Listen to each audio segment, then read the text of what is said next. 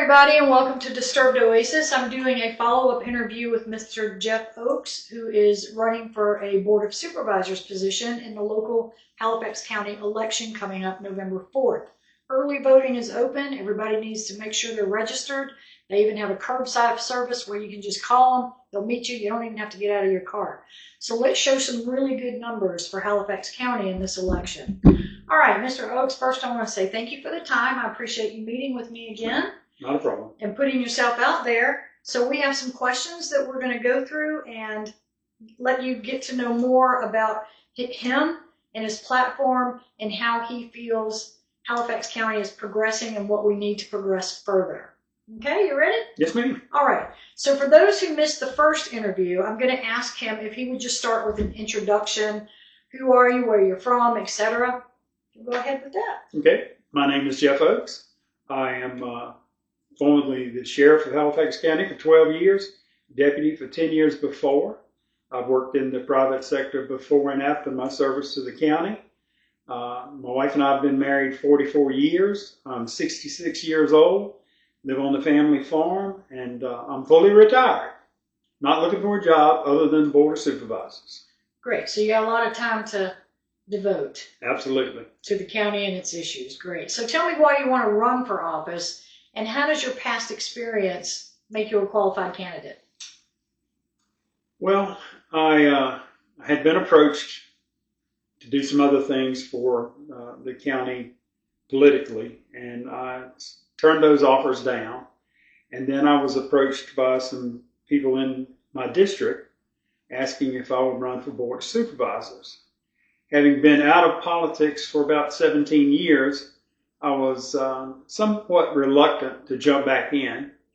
I attended a couple of board meetings, and the impression that I got from those meetings was that the public was not being served properly by the current Board of Supervisors.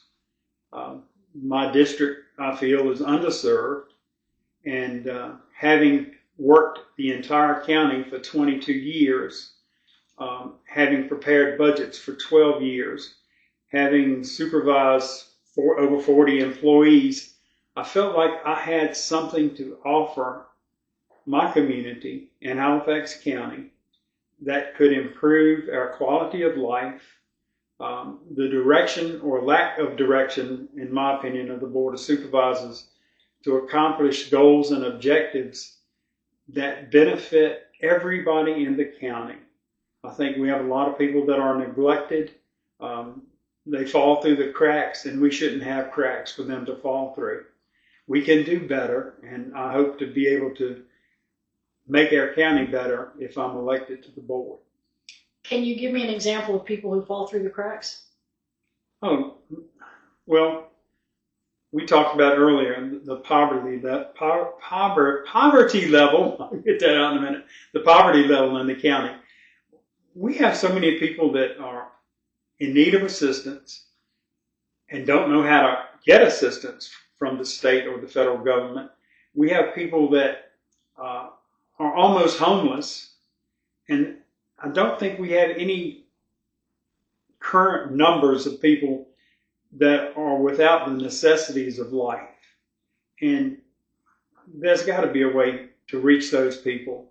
We have food pantries, and we still have people that go without, and that's not the American way. And we need to identify those people. We need to provide them the resources to get out of the basement and come up on the first floor with everybody else. And I think we're doing a bad job of that. We have resources that are going toward other things as opposed to going towards the people that actually need it. I have a friend at my church whose daughter is a paraplegic. She needed assistance with a carpentry issue at her home, and she got turned down on several levels. They ultimately went to Lowe's and asked them could they come and make the repair. And that just shouldn't happen. And that kind of thing happens too often. I think our resources aren't being applied to the right things.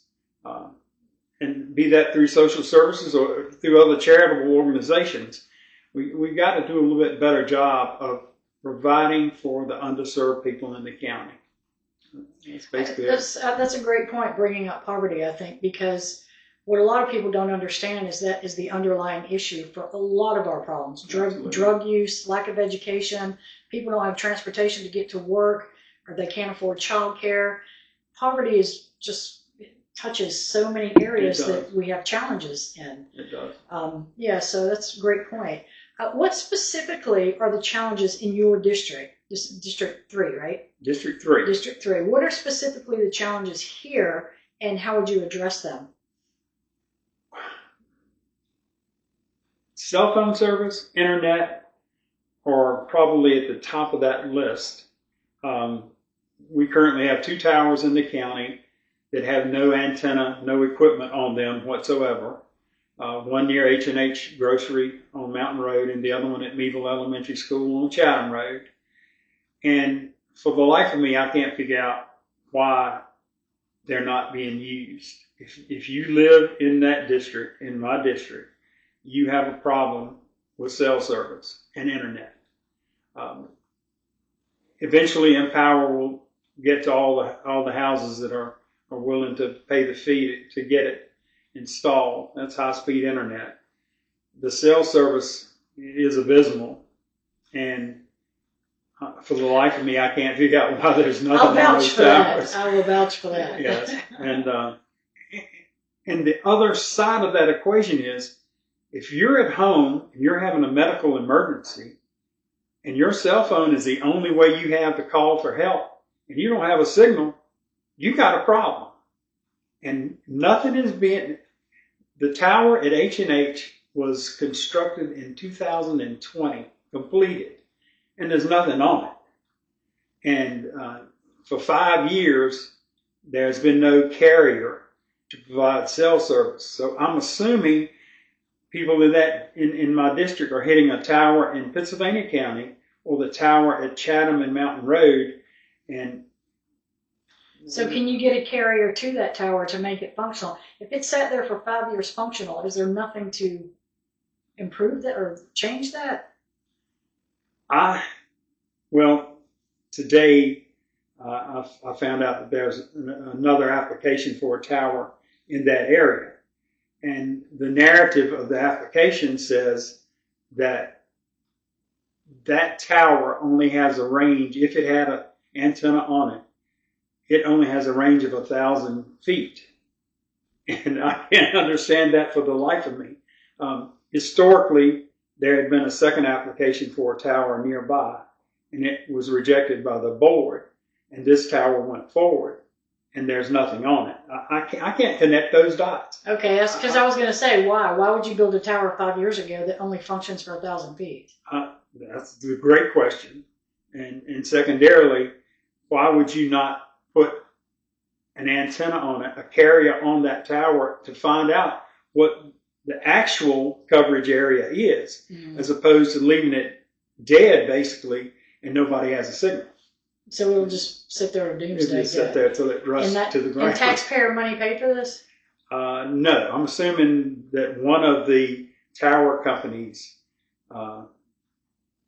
erected the tower in hopes of getting rental from the carriers that go on top of it. So the responsibility of this county was just giving them the permit and permission to do it without researching future.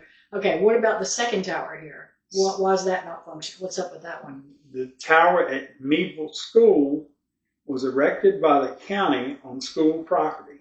And here we go with a battle between school board and Board of Supervisors. The school board did not want the county to get revenue off of the tower that they put on school property. So in the last 6 months, they've agreed to share the revenue that comes from any cell company that puts equipment on that tower.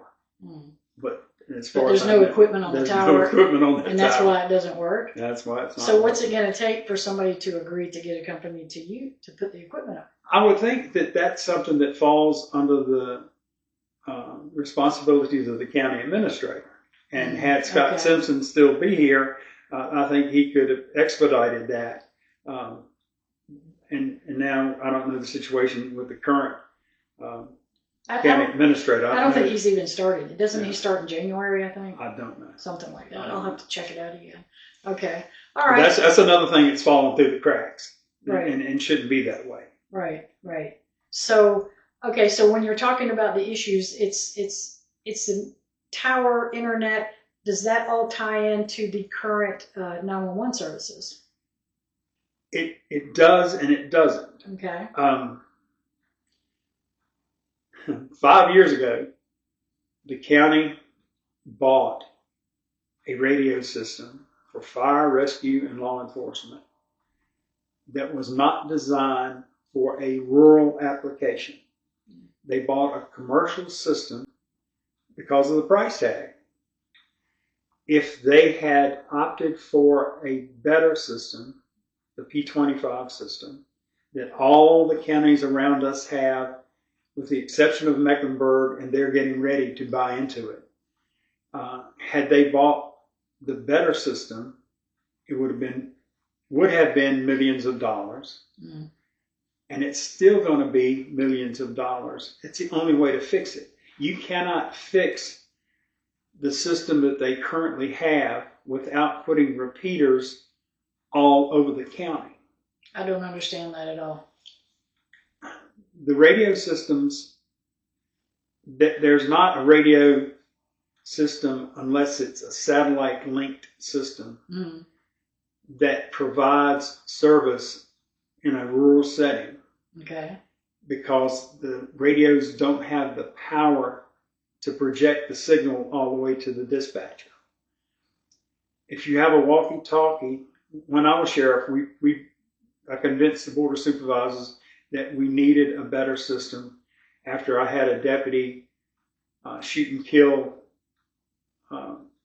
a guy with mental issues in a domestic situation.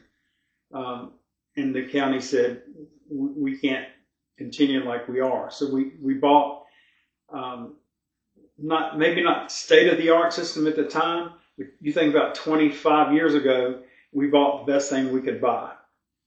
And it's called, it was a repeated system. The car had a repeater in it that took the signal from the walkie-talkie and sent it to the dispatch center in Halifax. Mm. And that's a repeated system. The new system that they have operates off of a different concept. It doesn't have repeaters in the car, and I'm sort of in a gray area here because I haven't been involved in it, but it requires repeaters in the field on cell towers and any other kind of tower that will give the signal more directly. Well, it picks up the signal from the walkie-talkie and sends it to the 911 center. Right. But we don't have those repeaters out in the field. Right. We don't have what we need mechanically to take the signal for the deputy in the house and send it to the dispatcher in Halifax. Right. They have documented a lot of the cases in which a deputy called and no one answered in Halifax. Right. Firemen call, rescue calls, and nobody answers because they're not getting the communication from the walkie-talkie or the cars or vehicles to the dispatch center. And it's Okay. I have a copy of a letter from the Fire Commission that was written October the 4th of last year to the Board of Supervisors, telling them that the current system is unreliable and it ultimately will cost the life of an emergency services person and or a citizen in need. Right.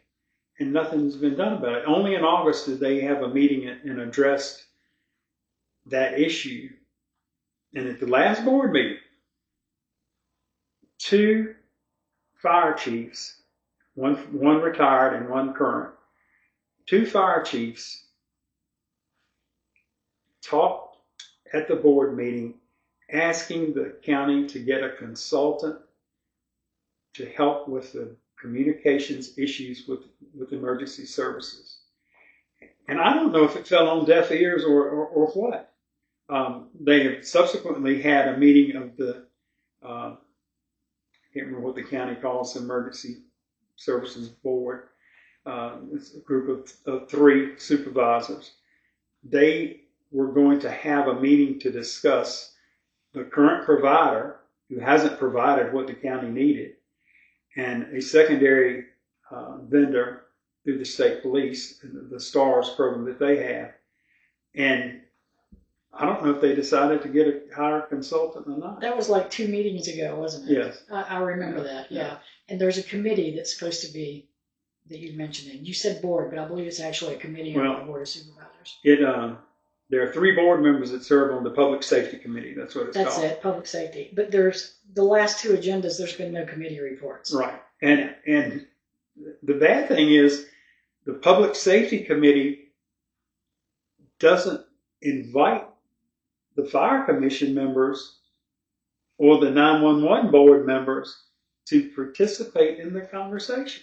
That's what surprised me when I was doing research on these committees, that most of them just have 3 supervisors. They don't have input. Some of them do, a couple of them, but the majority of them don't. But we'll get into talking about committees a little bit more. It's senseless to me to have 3 board members on the Public Safety Committee who have little knowledge of the communications needs of emergency services. Right.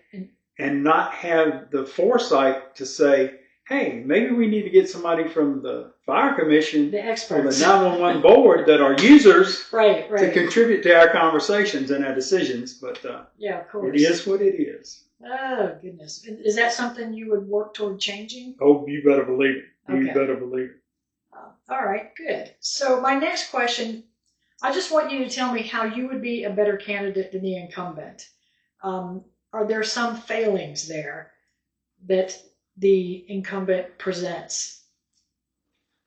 Well, having talked to a lot of people in the district, one of their biggest criticisms is a lack of response to their phone calls to discuss issues.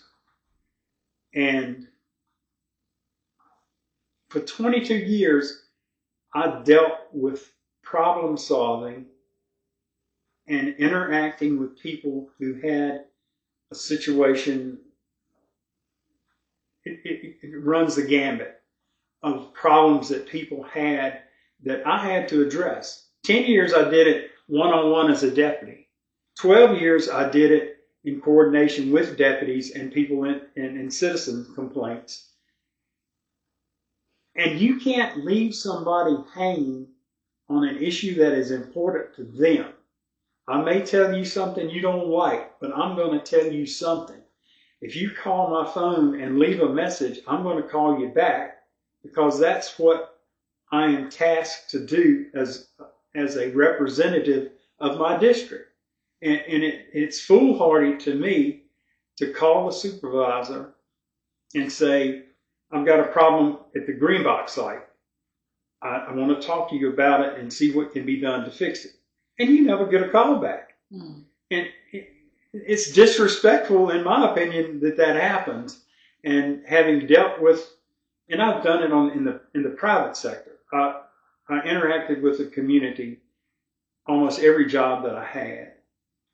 And I know what it's like to not get an answer from somebody when you ask for a response. And you're not representing the citizens who elected you if you won't answer your phone or either call somebody back. And I promise to do that. The transparency thing is another issue. We got too much stuff going on behind closed doors. And I'm not talking about executive session. I'm talking about, hey, let's go to parties and discuss this and make a decision out of the purview of the community. That's just that kind of stuff. That backdoor stuff has got to stop. Now, my understanding is if you have, I think it's more than 3, you have to publicly announce. If you have 3, you have to make a public announcement of it. So are you saying that is it just a couple doing this, or is there a group that meets backdoor? I'd be afraid to speculate. A lot of things happen.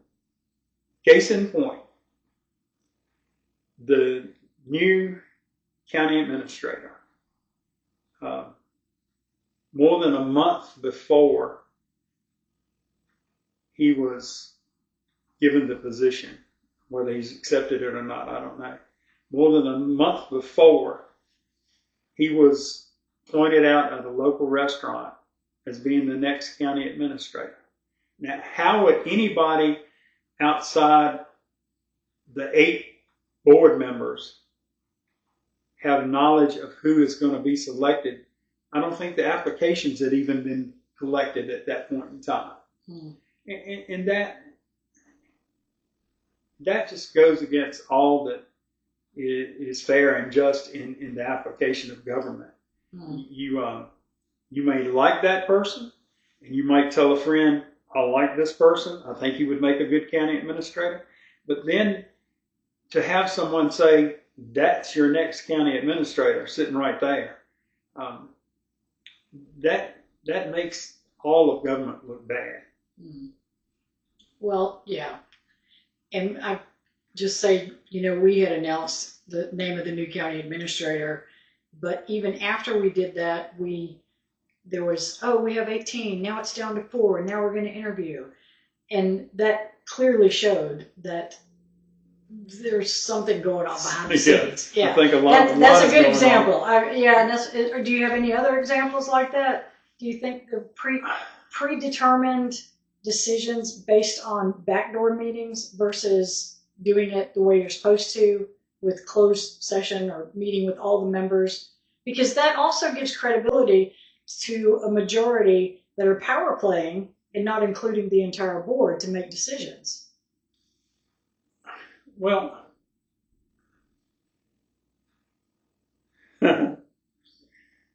we've had 4 or 5 resignations since February in county administration. And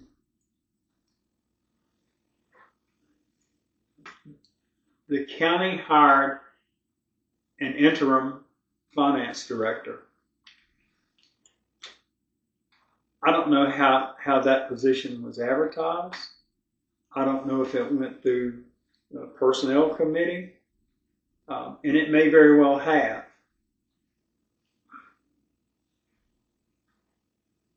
And then the decision was made, we're going to have this lady do both jobs until we can fill both positions, basically. Well, from February until June or July, we had no finance director. The county has resources that they pay for through the Virginia Association of Counties to fill those positions in an emergency or an interim capacity. We didn't use them. So do we need a finance director? If we went 4 months with no finance director, and bless Scott Simpson's heart, he was able to do both jobs, or an assistant was able to do that job. We hire a lady and pay her $175 an hour. And then at the end of that brief window, she says, if I'm going to work to the end of the year, I want $225 an hour. I don't know what goes on behind closed doors. And I don't know that anybody wants to know, because it may be so eye-opening that you want to get rid of everybody on the board. I've got multiple sources, and the way they've explained to me the way the thing went down is that Mr. Claiborne handpicked her and had to continue to raise the money until she would agree to stay. Well, I don't doubt that's not true, but what it lends itself to is, and I hate the word oligarchy, but you're making decisions for the county without involving the other 7 members of the board. And in doing things like that, you may or may not get a good person to fill that void. And then you're tasked with fixing the problems that were created by not making a Board of Supervisors decision, but making, I'm the chairman and I'm making the decision. Right. There's collateral damage when you do things like that. And well, and it's why we have rules and laws, absolutely, to follow. Absolutely. I do think the Board of Supervisors is going to expect everybody in this county to follow the rules and law. So they should be the #1 models of it. Absolutely. That's my opinion. So I think it's in their code of conduct that they enacted, that they do things the right way. Mm-hmm. Basic ethics as well. Yes. Any other things you want to say about the incumbent? You've mentioned lack of transparency, lack of communication. Well, how about the thing that bothers me particularly is my opponent serves the board at a salary of $11,000 a year. He serves as chairman of the Social Services Committee, and that's $3,500 supplement. But then he asks for $7,000 more to pay for the inconvenience of serving our community. That's troublesome to me. They changed the number to $5,000 to make it more palatable. Then they had some little hinky stuff going on about a solar project, and the votes changed unanimously not to take a salary increase at all. That's another one of those conspiracy theory things that troubles me. Secondarily, my opponent, in talking about people that are underserved, some solar projects, community solar projects, have built into the guidelines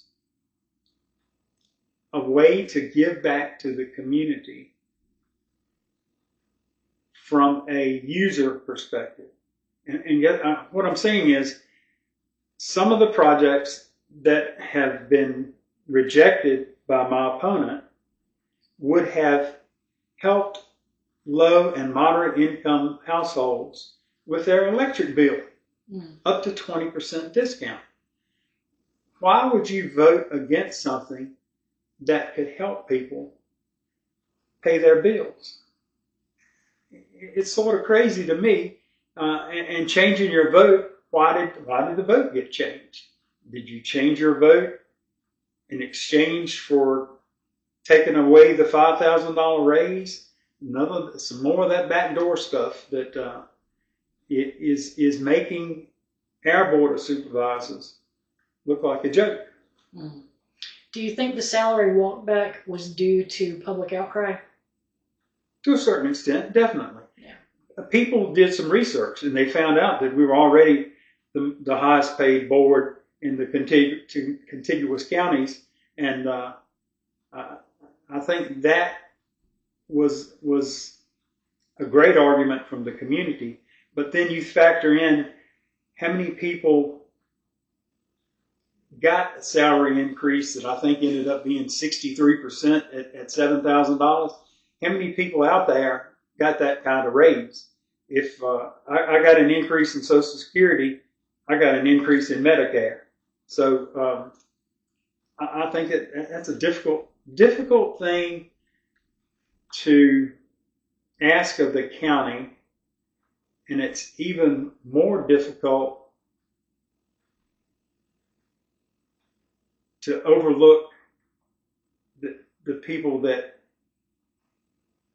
need a similar increase, which I know that goes to the state and federal level, but it's almost disrespectful to say I need $5,000 more and you're not getting anything. And I mean, everything goes up across the board and people are suffering, and my opponent says I need a raise. Yeah. And I'm not so sure that all of that went through committee either. If you check the minutes of the meetings, and I'm not sure all of that was done properly, but I'm not the parliamentarian of the board. And all the minutes are available online and on our website. I've got a link where you can click and go through every board meeting, their agendas and minutes.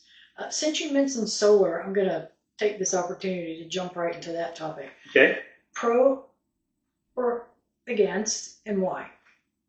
For more solar farming to come to the county. Well, I don't like sitting on the fence. It's not a comfortable position to be in. I don't like solar aesthetically. I don't like the appearance of the panels. I don't like seeing them everywhere. From the revenue perspective, the county needs the money. From the landowner's perspective, how do I say to a landowner, these are the requirements, the setbacks for you to have solar. If you can meet them, you're okay. If you can't meet them, you're out of luck. It cuts all kinds of directions. I know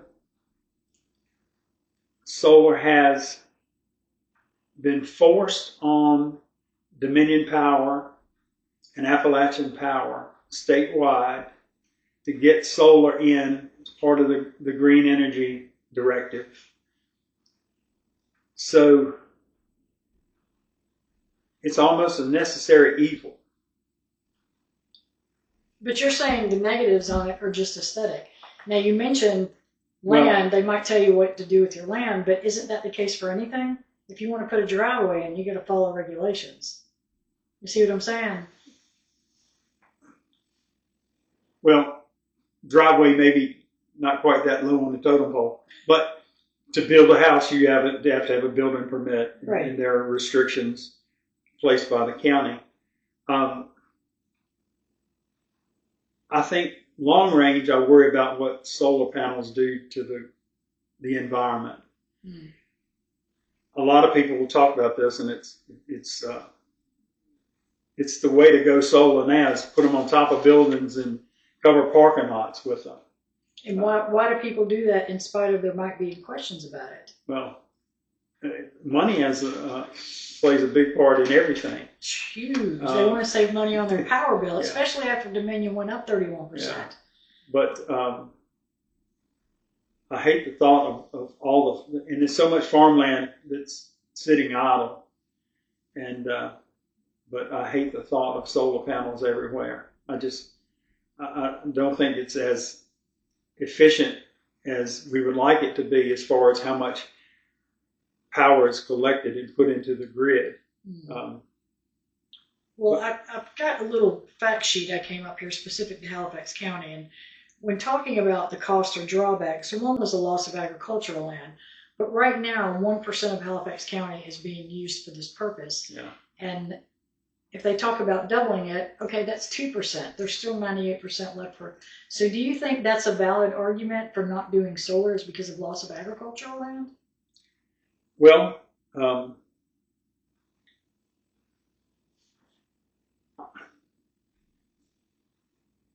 been here all my life, and I live on a farm, and we had everything here on the farm. I hate, from a heritage perspective, I hate to think that the only use for farmland is solar fields. We're talking 2%. I know, 2%.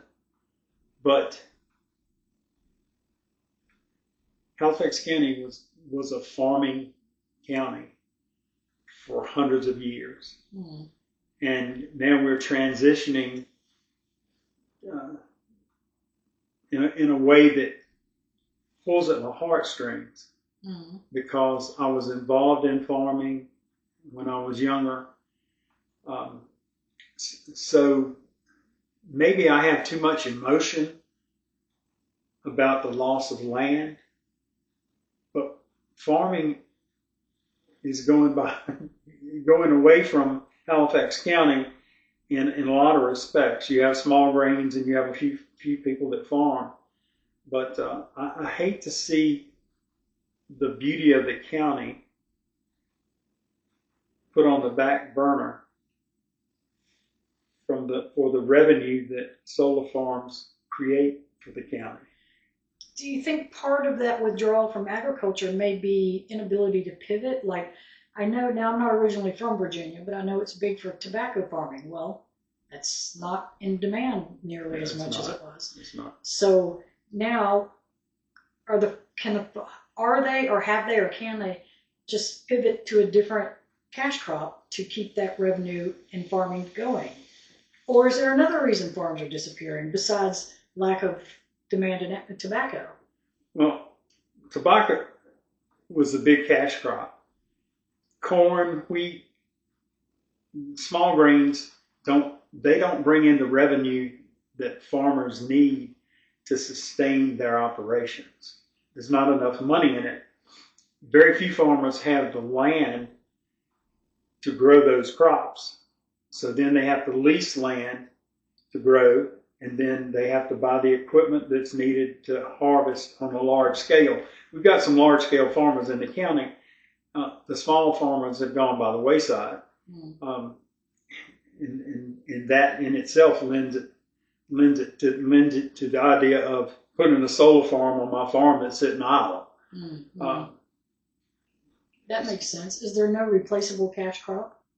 Hemp is the only thing that, and exactly I promote that every chance that I get, because of the environmental impact of hemp. The benefits are overwhelming. It was huge back in the 20s. Well, it should be huge now with Yeah. all that you can do with Yeah. hemp. But and I would promote that to any farmer. But you have to have the market for it, and you have to have the facilities to process it. And we started in that direction. It hadn't been so many years ago that we had a couple of gentlemen that were county natives that wanted to start a hemp production facility over near DMV on Houghton, in the Houghton Industrial Park. And I don't think it ever took off at all.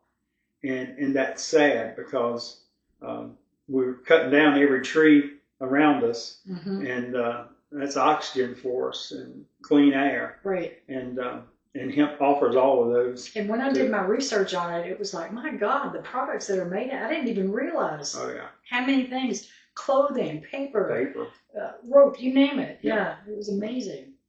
But I'm not trying to get away from the solar issue, but the alternatives for farmers are very limited. If the setbacks and guidelines are adhered to, solar, I guess, has a place in Halifax County, but it sure does hurt my feelings to see. Or if there's some kind of a good marriage, because one thing I was reading as well is that Halifax County does have some pretty stringent regulations for solar. They do, and they have gotten much better over the last couple of years, and meeting the criteria of the conditional use permit. It's stringent. It makes demands of the new solar farms, and most of them are small scale. You have to see them from the air. You're not going to be able to see them from the ground, which is a good thing. And yes, because aesthetics is one of the down things that you talked about. And you mentioned a Confroy solar farm opening on Mountain Road. When is that going to be finished? Do you know? It'll probably take a couple of years to get that finished. Okay, that's something I want to check out too, and maybe chat with some people. Well, there's one half a mile this way that is in the basic. They're just getting started clearing the land and putting in the light infrastructure that's needed for it, and it is a community solar project that gives back to people that need help with their electric I'll have to bill. get some contact information from you. So solar is a good avenue of revenue, and people have talked about data centers, but I think data centers are even more environmentally challenging. I do know that a lot of the data center people that put them, when they put them in, they supply all that. They do their own water towers and all that stuff. And I think there was a talk at one point about a data center coming to Halifax County, but it was turned away. How do you feel about data centers? Well, I think the one that was turned away was really small scale. And it may have had the ability to expand, but it got shot down pretty quickly by the board.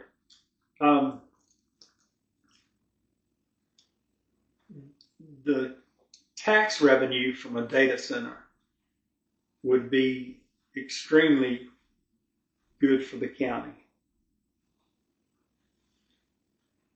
The infrastructure for a data center is extreme. It takes a lot of power. It takes a lot of water. We probably have places in the county that would be a good fit for a data center.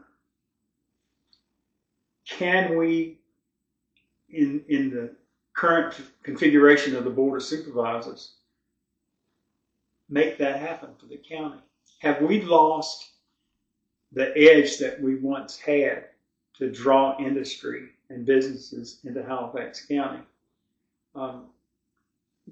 That's a hurdle for just about any new project that we have coming here. I spoke with a gentleman a few months ago, I know it hadn't been that long, a few weeks ago, who talked to me about the image of Halifax County in the state of Virginia.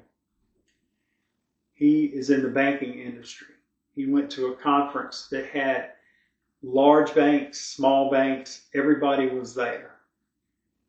He was overwhelmed with the comments from people all over the state about what is going on in Halifax County. Not in a good way. Not in a good way. Yeah. Our image has been stained so much that I'm not sure what it's going to take to restore it to the point that a data center or a big industry would be willing to come here. Thank goodness for Hitachi. Thank goodness for Perion X. They're investing in the county in a great way.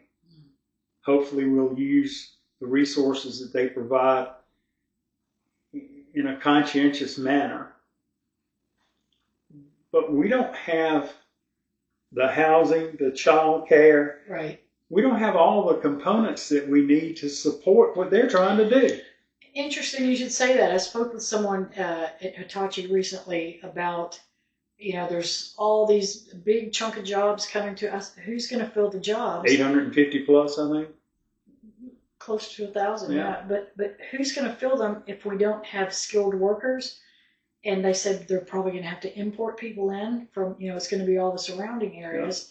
Yeah. And how are we going to meet the needs of people that do come here for work or locals that get the skills to take the jobs? Like you said, there's lack of housing, multiple things. And that's a great time for me to ask you about priorities in this county. What are some priorities that we need to make all these puzzle pieces fit together successfully for a good future? Well, if you're going to have industry invest like a Hitachi, you've got to have housing, adequate housing. You've got to have child care. If these people move into the county, they're going to bring their kids with them. Are our schools able to support an influx of people? And it's long range. It's not short term. Hitachi's here for the duration. So we've got to work on workforce development, housing, child care, all the infrastructure that comes with 1,000 people coming to the county plus their families. And we got to get on the ball. We can't keep delaying it. And the other side of the equation is they live in Danville, they live in Roxborough, they live in Clarksville, they live in Charlotte County. They live other places, and we don't get any of the revenue from their being here working in the county. Right. They work their 12-hour shift and they go home. And their salaries are spent in their areas. And their salaries stay in their area. Right. So job generation doesn't necessarily equate increased revenue for the county. No, it doesn't. Yeah. It does not. In short-sighted, you'd think it would, but in the grand scheme of things, you're losing most of that revenue to wherever they sleep at. Mm-hmm. And it's interesting you're bringing up points of tangible things people will need for jobs here. There's also some intangible things. They want to live and be in a community that they trust. They want to trust their government. They want to trust their police. An analogy I just thought of, and it's been my observation of Danville. Danville had an awful reputation. It's still not that great. But when the casino came in, they did a lot of PR work, and it's really improving. And they're doing the things that the communities are needing to meet those needs. That's the challenge I see South Boston having. Yeah. Would you agree with that? Oh, absolutely. Absolutely. I think Hitachi has erected a pickleball court over at Edmonds Park. Maybe the ribbon cutting is tomorrow. I want to say $30,000 that Hitachi has put back into the community to provide recreation for the county. We're lacking in recreational things that bring young people into the community. And we've got some things that we can be proud of as well, but such as world sports. They took away skating and put in axe throwing. Ooh. I don't have a sharp enough axe to throw, but we are really as a priority.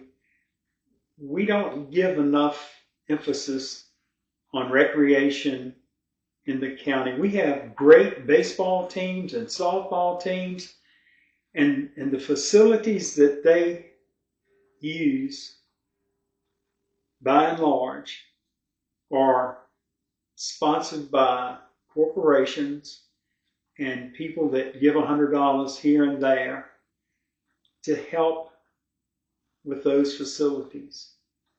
And that's shameful. Mm-hmm. When I have a great nephew that plays baseball, and he's pretty good at it, and they went to Laurel, Mississippi a couple of years ago to play in the World Series. And I think the facility that they played on, I want to say it had 17 fields, and all the concession stands and bathrooms and everything to go along with it. And our kids play at Mary Bethune and at Carter Field, and it's pretty much Porta Johns and that would be my wife. Hello. Let's just wait for a minute. I'll cut this bit out. How are you? I'm good. How are you? Good report? Huh? Everything good? Yes. She's been to the doctor. Okay. But our athletic facilities for kids leave a lot to be desired. And we have a recreation department.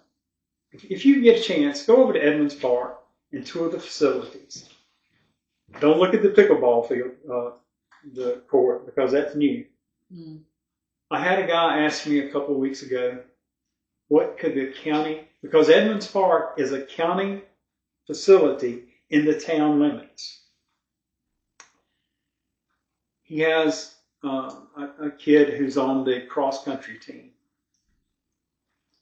They practice at Edmonds Park, where there is a trail that the runners can work out on. And it's in deplorable condition. And I think they have a joint meet coming up in the next few weeks. And all the kids from other county schools are coming here to run on a course that's not managed very well. You have to make an investment in that infrastructure, in the recreational infrastructure, right, to attract people to the county and give them a good experience.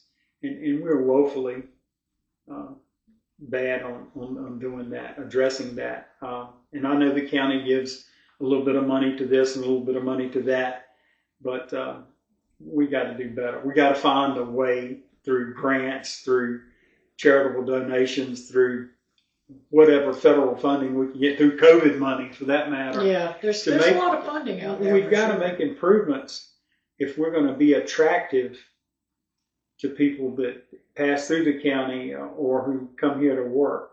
And it's on the hit list. Okay, thank you. Transparency is a big issue. Everybody talks about transparency.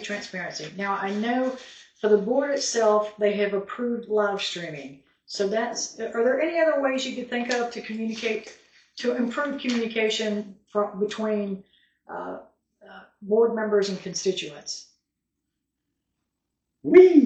That's And one other thing too I wanted to mention, like when citizens come to board meetings and they have that period that they can ask questions, since I've started going to board meetings, I've noticed 99% of the time they're not even acknowledged, much less any answers, any questions being answered.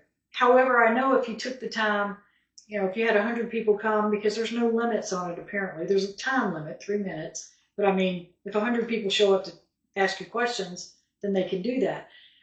So for time limits, you couldn't do that. Can you think of any reasonable way that improvement between the board and the citizens can be improved? Well, in the board agenda, it has the line for public comment, and it has a restriction that befuddles me, because it says you can't make a public comment if the issue you're talking about has a public hearing set or has already had a public hearing. I've witnessed it on a couple of occasions of people who, for whatever reason, couldn't go to the public hearing for the Planning Commission, but they had a heartfelt issue with whatever was being proposed. And they come to the board meeting and they're not allowed to talk about it. Can you give me an example so I can follow this better? Okay. 4 or 5 months ago, the county in closed session agreed to purchase a parcel of land owned by Tri-County Community Action on Highway 58 East for a collection site, for a green box site. They had a public hearing. There was little to no public comment. In closed session, the board voted to buy the property and build a collection center. 2 of the property owners that live adjacent to the site came to a board meeting after that had already taken place. They were allowed to speak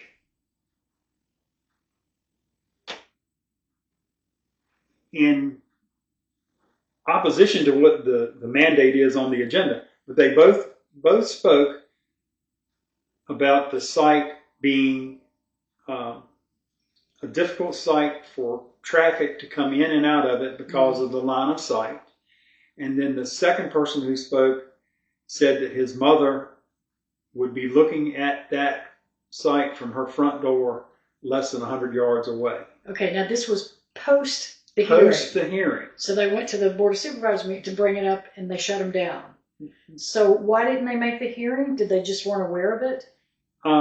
Well, the commissioner for the Planning Commission, I think by statute or either county ordinance, has to send letters to all the adjacent landowners. Right. Well, maybe his mother is elderly. She didn't tell him about it. She's unable to come herself. Okay. But he finds out after the fact that they're going to build it. I just think that stipulation needs to go away. And I understand that you could be overwhelmed with public comment. That's happened before. Mm-hmm. They've had hunting ordinance issues, and this is a big deer hunting county, dog hunting county. So they had to move the meeting to the gym at Mary Bethune to accommodate the overwhelming numbers of people. Right. And you go back to the 100 people coming to get 3 minutes apiece. It takes hours to get through all that. Right. If you don't have that stipulation in the agenda that you can't talk about something that's been to public hearing or is pending a public hearing, you need to allow people the opportunity. They come and talk at the planning commission if they can. If they can't, before the board acts on that planning commission recommendation, you afford the community the chance to speak in advance of your vote. Mm-hmm. I don't know how. It's common sense to do that. Well, if you take away that stipulation, you give people 2 opportunities to talk about an issue. Maybe they couldn't come to the planning commission, and the board is there to hear the comments at the public hearing. But then before the board votes, allow those people, and if you spoke at the planning commission, you don't get to speak at the board meeting. But give those people, afford them the opportunity to say what they want to say and get it off their chest, as opposed to them leaving the board meeting and saying, I hate these people because they don't listen to us. Mm. And your comment about not saying something when someone makes a public statement, at least acknowledge what they say. Mm.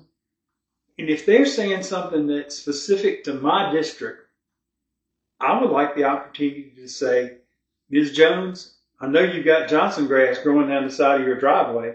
We'll get somebody to come up there and look at it and see if there's something we can do to help you. Or is there any kind of buffer between the board and the public? You know, like a secretary who takes calls and tallies stuff up and does surveys or whatever? Well, county administration has people that field the calls when they come in and direct them to where they need to be. And I'm sure there's somebody that it acts as a liaison between the public and the board. Mm. And I'm not sure if that person actually, other than the county administrator who did all of that, and his assistant, transparency is important even more than live streaming. And it goes back to being responsive. If you have somebody that comes and complains about something, it takes a little bit of guts to get up and do that to begin with. Mm-hmm. And if you have that amount of determination, you should deserve a response from people on the Board of Supervisors. Yeah, people here do not feel heard. They do not feel heard. I hear that over and over and over. I know. And they'll just say, nobody gives a damn or whatever, you know. And see, that causes complacency, apathy, and distrust. And division. And Absolutely. division. Absolutely. It does. Yeah. Everybody should be given an opportunity to be heard. And somebody needs to respond to what's being said. If it's not my favorite Randy Bailey person saying something, and even with him, I would acknowledge what he said, even though most often he says things that are somewhat hurtful. I wanted at the last meeting when he acknowledged me and my fall from grace leaving the sheriff's office. I wanted to acknowledge him keeping me in his thoughts, and I didn't say it, but I wanted to say it badly. Yeah. But,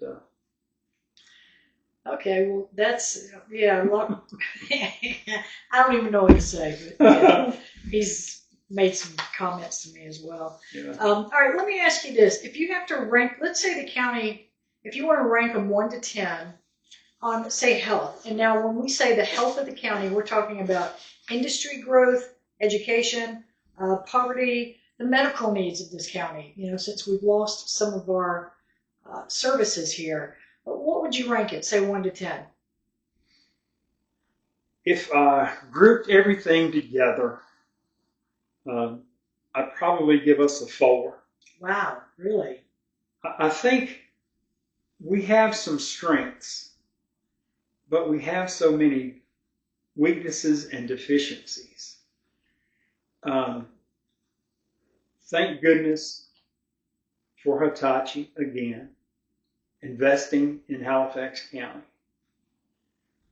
Thank goodness for Hyperionics, even though they don't have a lot of employees, they are growing their industry. And I think that they're going to build another building up in support of what they do. I'm proud of both of them. The hospital and the new facility that they're building disturbs me a lot, because I know there's not going to be a birthing center, which means, and I had a medical professional pose this to me the other day, you have someone come in and they need a C-section, and there's no other way to bring that child into the world, and we don't have any facility for that. We won't have. Mm-hmm. So how do we rush that person to Danville or to Gretna or to Lynchburg or to Durham? See, and the problem with that, though, is it's already set in stone. I know it is. I know it is. What can we do? The design is in place. And, but it's certainly not going to be attractive to new workers, new employees, or any other new resident in the county. No, it won't. And when people come to the county, they focus on hospitals, schools, recreation. Mm. We have great schools. My wife worked in the school system for 33 years.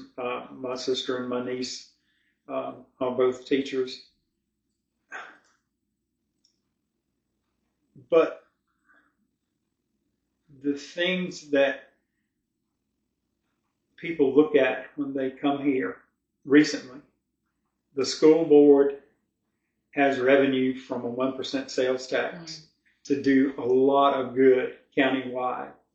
And the Board of Supervisors is being a stumbling block. And in part, we have great schools. New high school, and we've got a couple of really beautiful schools coming into the county in the South Boston School. But the Board of Supervisors and the school board are unnecessarily battling over this disbursement of the 1% tax that is designated for school facilities and nothing else. And that takes away from when you're judging the health of the county,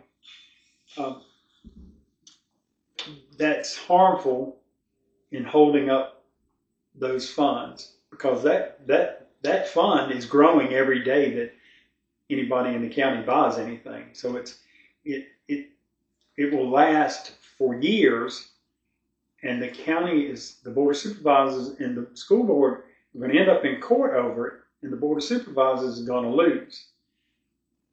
That takes away from the image of the county being a cooperative group.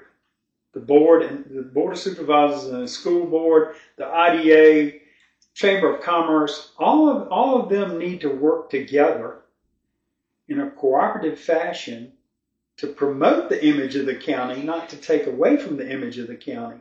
And I think what we have a tendency to do with the board is to overlook the groups in the county that can make our job easier, make Halifax County more appealing, make us more successful. And Mr. Claiborne recently put out a public letter stating that this board is possibly the best board in the history of Halifax County. How do you respond to that? Oh boy.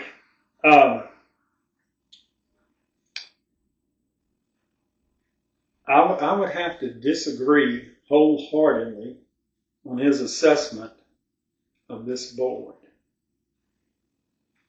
And if using the school board issue as one of the weaknesses of this board, the battle between those two groups is totally unnecessary. It's counterproductive. It hurts the image of the county. All right.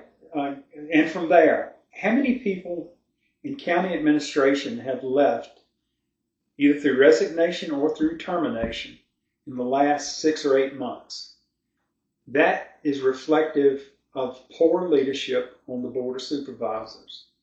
You don't lose your finance director, your director of general properties, which is a huge job, your billing official, your executive assistant to the county administrator, and then you terminate the county administrator. There was no contingency plan in place whatsoever. The day that they lost any of those people, they should have had the resources to put somebody in place to plug those holes. The building official, they had to get the former director of general properties to come in to approve the final permit, the occupancy for the high school. How do you let stuff like that happen on your watch? It's just astounding to me. The lack of housing, the lack of child care, the Head Start program is something that I'm big into for underprivileged kids to get that advantage when they start school. Didn't they just have a big reduction? I think. All right, so just a couple more questions and then we'll finish up. I just want to ask you, I feel like after all the discussion about this Board of Supervisors, a new person stepping into that position, it's going to be a little bit of a minefield and a bit contentious.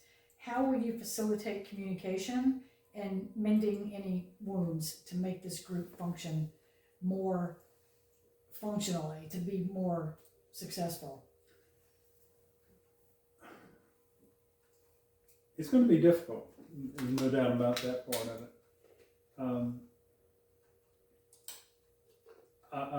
I've been a mediator in my life in a whole lot of situations. So I think I have some hands-on training in dealing with people that oppose one another or just are difficult to deal with to begin with. I've been able to get over most of those hurdles with few exceptions. So I feel like my work history, my demeanor, my faith gives me the tools that will be needed to get this board working together better for Halifax County. If we already know that there's going to be one new person on the board, whether it's James Gordon, Monty Thompson, or the young man that is doing the write-in campaign. I'm not sure about my race or Larry Roller and Mr. Dixon, but the composition of the board will change either dramatically or at least in one position. So that change will cause all of the board members to rethink how they work together out of necessity. Mm-hmm. If the winner in District 6 is a conservative, and he will align with the 3 in minority right now, the tiebreaker, Wayne Smith, is going to get a workout, potentially. Yeah. If the board doesn't come to its senses and think about the impact of their decisions long range for the county, it's going to be a battlefield. Mm. That's the last thing Halifax County needs. Absolutely. We already have that image right. in the state and region for that matter. So it's important for people to set aside their differences and work specifically to make the county better from top to bottom. Mm. When you have alpha males and strong-willed people in charge, very often it's to the detriment of the overall goal of the group. I've lived that before. I ran for sheriff because the sheriff who I was serving, I felt like he was doing a disservice to the community as opposed to a service to the community.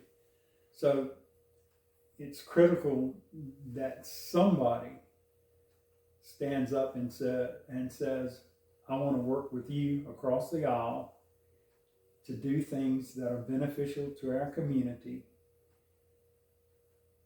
And I want to see Halifax County get back on the map as a place to come to raise your kids, to have them educated, to enjoy yourself with the beauty that is Halifax County, and improve the facilities that we have. I'd love for the hospital to change its plans just enough to incorporate a birthing center so that, like you said, people that come here have kids, they want to come here where they can have their kids in a hospital setting. There are a lot of things that if you set aside your differences, you can collectively agree that these are important for the future of the county. And somebody in that group of 8 has to extend that olive branch and say, hey, I want to work together with you, not opposed to you. Put those egos down. Oh yeah, put those egos down. And if the composition of the board changes, there'll most likely be a new chairman. And Dennis Witt has been chairman before. Do we need to go in a different direction with chairman? In my personal opinion, we need to change. Will we be able to? Depending upon my district and Larry Roller's district, can make all the difference in the world. So I'm hopeful that things will get better quickly. But it's going to be a challenge. Well, no, soon enough. It's right around the corner. Oh, yeah. 2 weeks away.